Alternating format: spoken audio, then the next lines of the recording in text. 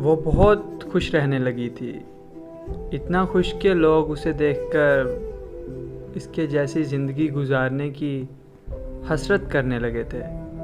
لیکن پھر نہ جانے کیا ہوا، وہ بہت اداس رہنے لگی۔ سب گھر والے اس بات سے پریشان ہونے لگے اور پھر ایک دن اس نے خودکشی کر لی۔ آس پاس کے لوگوں کو دکھ سے زیادہ حسرت تھی کہ ایسی زندگی اور ایسا فرار۔ کچھ دن بعد اس کے کمرے سے ایک ڈائری ملی تو راز کھلا، اس نے جس کے لیے سب کچھ چھوڑ دیا تھا، اپنے ماں باپ، بہن بھائی اور دوستوں تک کو، آج اس نے کسی اور کے لیے اپنی زندگی کو چھوڑ دیا تھا۔ پھر اسے زندگی سے زیادہ موت آسان لگنے لگی۔ اس نے موت کو زندگی پر فوقیت دے دی۔ زندگیاں کسی کی بھی آسان نہیں ہوتی، بس اپنی اپنی اداکاریاں ہوتی ہیں۔